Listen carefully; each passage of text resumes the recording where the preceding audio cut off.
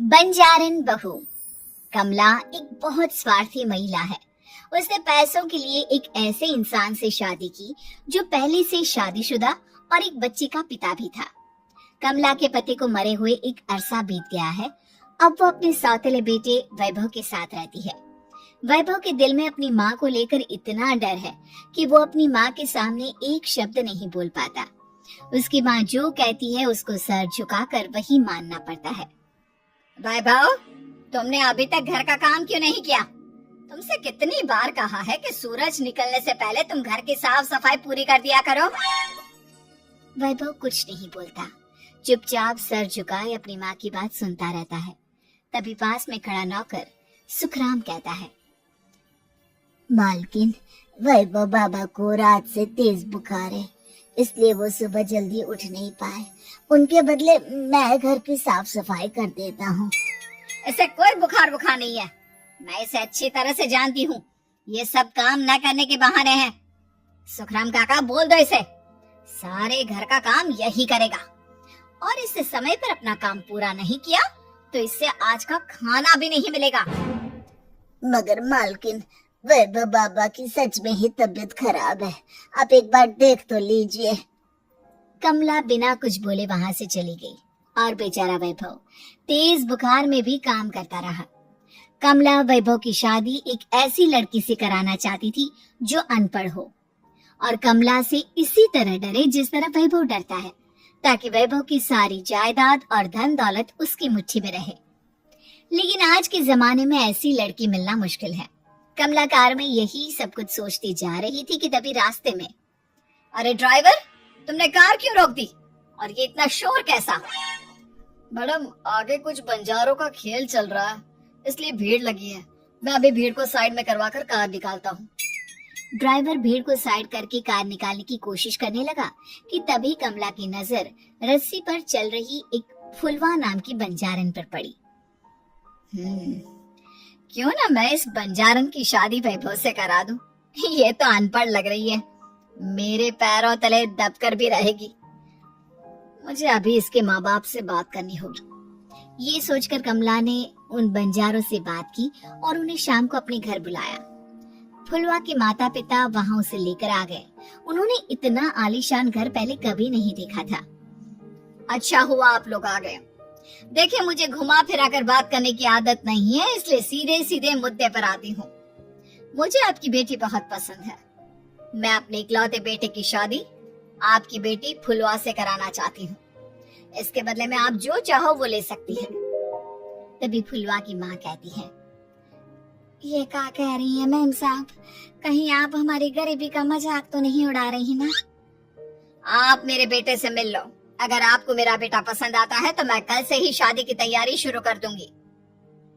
सुखराम, सुखराम, वैभव को लेकर आओ।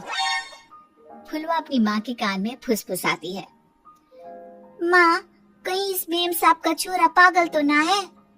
फुलवा अपनी माँ से बात कर रही होती है कि वैभव वहां आता है। फुलवा उसे देखती ही रह जाती है और उसके माता पिता उसकी शादी तय कर देते हैं।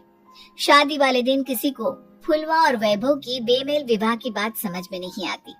फिर भी एक औरत कमला से पूछ ही लेती है, कमला जी, आपने अपने इकलौते बेटे की शादी देहाती गवार से क्यों करा दी?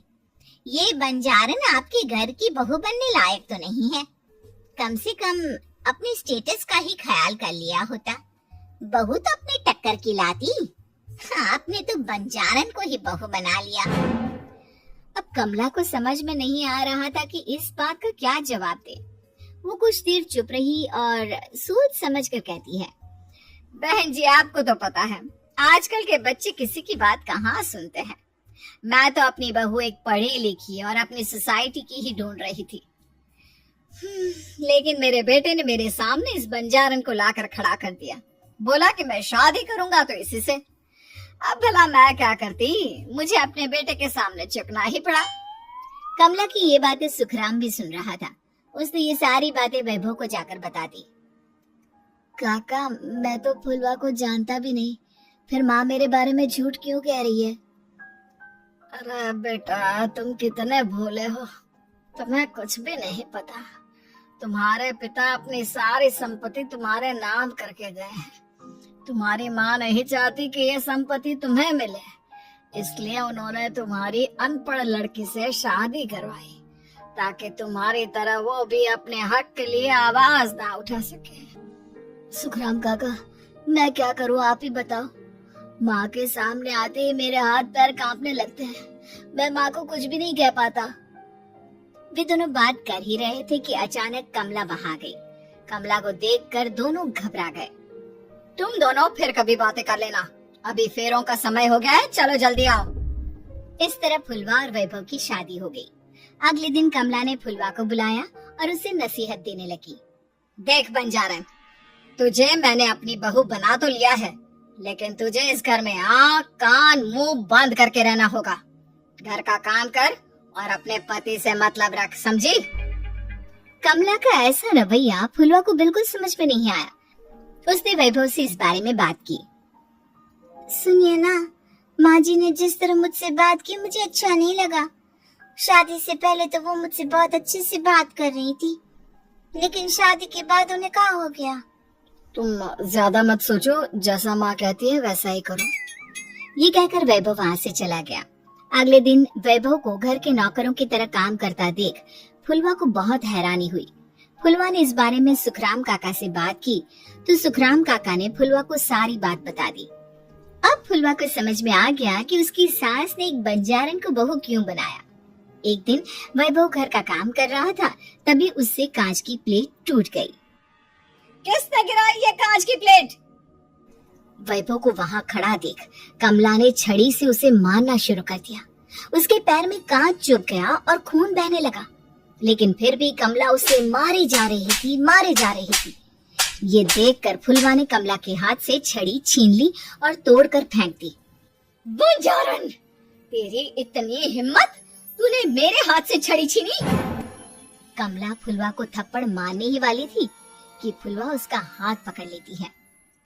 ओ ससु माँ, मैंने मॉम की गुड़िया ना समझ लियो। बंजारन हो बंजारन, ईंट का जवाब पत्थर से देना जानती हूँ। आज के बाद मेरे या वैभव जी के ऊपर हाथ उठाने की सोचू भी ना, समझी ससु माँ? ये कहकर फुलवा वैभव को लेकर वहाँ से चली गई। उसने वैभव के पैर पर पट्टी बांधी, उसके आंसू पोंछे। वैभव ने पहली बार किसी के दिल में अपने लिए इतना प्यार महसूस किया। अब फुलवा वैभव का हर काम में हाथ बटाती, उसका बहुत ख्याल रखती। इस तरह दोनों बहुत ज्यादा नजदीक आ गए। वहीं दूसरी ओर कमला सारी जायदाद अपने नाम करने की साजिश करने लगी। और एक दिन, वैभव, वैभव, जल्दी बाहर आओ। कमला की आवाज सुनकर वैभव और फुलवा अपने कमरे से बाहर आ गए। जी माँ, आपने बुलाया? ये ले, इन कागजों पर साइन कर दे। वैभव कागजों पर साइन करने ही वाला था कि फुलवा वैभव के हाथ से पेन छीनकर कहती है, ना वैभव जी, आप इस पर हस्ताक्षर नहीं करेंगे। आओ बंजारन, मैं तुझसे बात नहीं कर रही। ये बात मेरे और मेरे बेटे के बीच की है। चुपचाप पेन दे दे, नहीं तो तेरी खाल उधेड़ लूंगी। ससु माँ, बंजारन की खाल इतनी भी ढीली ना होवे कि कोई भी उधेड़ लेवे। जो यकीन ना आता हो तो देख ले उतार के। और हाँ, बंजारन जरूर हूँ पर अनपढ़ ना हूँ। मन्ने भी पता है कि किसी भी कागज पर साइन करने से पहले उसे अच्छी तरह पढ़ लेवे। पेन देती है या नहीं? ये कहकर कमला फुलवा को मारने आई तो फुलवा ने कमला को धक्का दे दिया और वो नीचे गिर गई। कमला डरकर वहां से भाग गई। अब फुलवा ने वो कागज उठाए और वैभव के साथ सीधा वकील के पास चली गई। वकील ने वो कागज देखे और फुलवा को बताया, वैभव के पिता की सारी जायदाद और संपत्ति वैभव के नाम है, लेकिन वैभव की सौतेली माँ इस संपत्ति को अपने नाम कराना चाहती है, इसलिए इन कागजों पर वो साइन करा रही थी। तो अब हमें क्या करना चाहिए वकील साहब? वकील ने फुलवा और वैभव को सब कुछ अच्छी तरह से समझा दिया। अब दोनों घर पर पुलिस को लेकर पहुंचे। कमला पुलिस को देखकर घबरा गई। पुलिस ने कहा, आपके नाम की कंप्लेंट हुई है, आपको हमारे साथ थाने चलना होगा। कंप्लेंट? कैसे कंप्लेंट? आप अपने सौतेले बेटे पर बहुत अत्याचार करती हो, धोखे से सारी जायदाद अपने नाम करा रही थी।